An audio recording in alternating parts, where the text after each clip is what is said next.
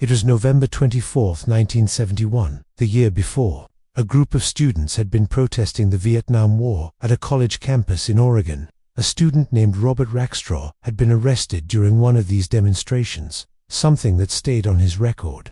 Rackstraw didn't want this blemish on his resume, and so he hatched a crazy plan to erase it, steal a plane and fly it to Cuba.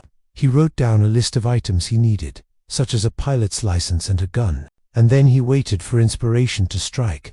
Inspiration came in the form of an advertisement in a Seattle newspaper. It advertised a pilot's license for sale. Rackstraw called the number, met up with the seller, and purchased the license. He also paid the owner of the license a visit. That man was Dan Cooper.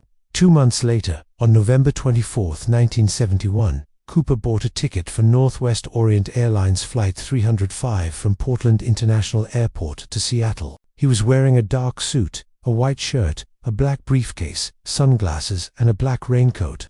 When he boarded the plane, he picked seat 18C. Just before takeoff, Cooper handed a folded note to one of the flight attendants, Florence Schaffner. She thought it was a phone number and assumed some love-struck guy wanted her to give it a call. But as Cooper leaned closer and whispered that he had a bomb and he wanted $200,000 and 4 parachutes, she realized the note was serious. The flight attendant tried not to panic, thinking that if she showed fear, things could get worse.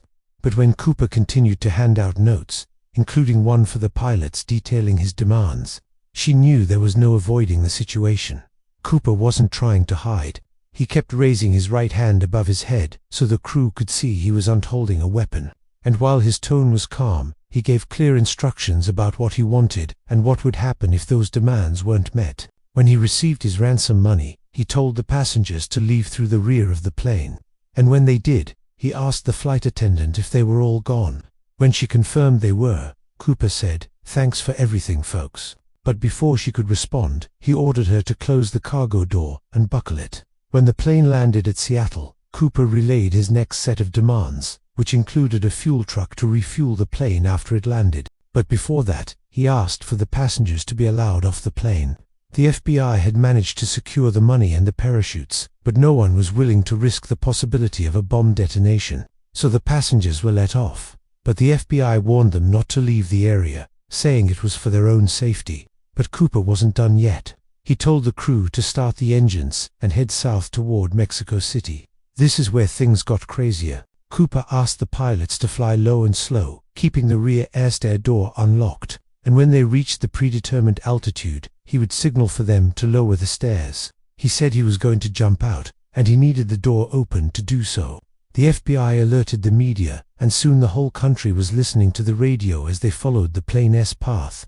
They learned from Cooper himself that he planned to jump from the plane. At some point, the pilots were able to lock the door, but Cooper began banging on it, yelling, "For God's sake, open the door." But when he didn't get his way, he calmed down and instead chatted politely with the crew.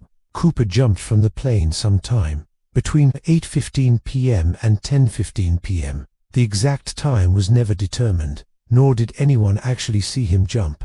The only evidence that he did was that when the plane landed in Mexico City, he was gone and the door was still open. The FBI believes that Cooper jumped with a parachute and a bag full of ransom money, but others believe he was forced to abandon the mission when the door was locked. The search for Cooper began immediately, but he was nowhere to be found.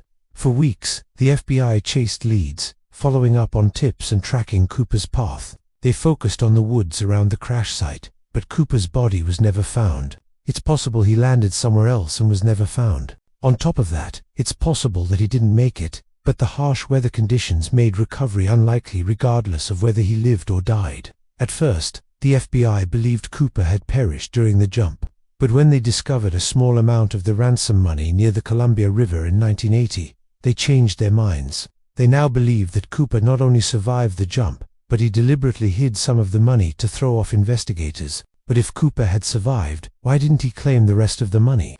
The FBI thinks that he had every intention of claiming the rest of the cash, but something prevented him from doing so. Maybe he suffered complications during the jump. Maybe he couldn't find the other money, or maybe he was caught and killed. We don't know, because we don't know what happened to Cooper. What we do know is that the case remains officially unsolved to this day, but that hasn't stopped people from coming up with their own theories. One of the most popular theories claims that Cooper faked the whole thing.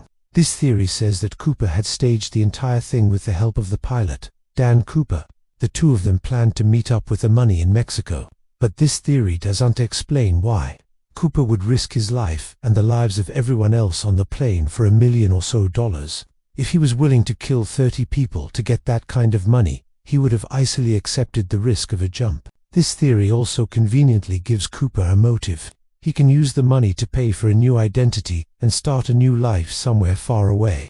Another popular theory suggests that Cooper did jump from the plane, but he either died during the landing or shortly thereafter. This theory seems to be supported by the fact that the only evidence of Cooper ever touching down was the presence of a few bills. But that theory doesn't answer why Cooper would have left the rest of the money behind. If he had planned to jump from the plane, he would have wanted every cent of the ransom. Of course, it's possible that he was forced to abandon the mission when the door was locked, but there's no evidence to support that. Some people think Cooper lived out the remainder of his life, knowing that the FBI would never catch him. He may have been involved in some crimes over the years, but there's no proof of that either. These theories are just that, theories, and the real story of what happened to Cooper will likely never be known. But that hasn't stopped people from trying to solve the mystery. In 2016, the FBI closed the case, saying that without new evidence, it wasn't likely to ever be solved. However, people are still searching for Cooper and the truth behind his legendary hijacking. People are still scouring the woods near the crash site, hoping to find evidence of the and with modern technology, the FBI has a much easier time combing through data looking for Cooper or evidence of Cooper. Who knows? Maybe someday the mystery of DB Cooper will finally be solved. But until then, people will continue to speculate about what really happened that fateful night in November 1971. We covered another unsolved mystery just like this one. Check out what actually happened to Amelia Earhart on our channel. Now, in light of the new evidence, what do you think happened to DB Cooper? Did he fake his death and run away with the money? Did he die during the jump, or was he killed by someone else? Let us know your thoughts in the comments below. And don't forget to subscribe and turn on notifications for our latest videos. Thanks for watching.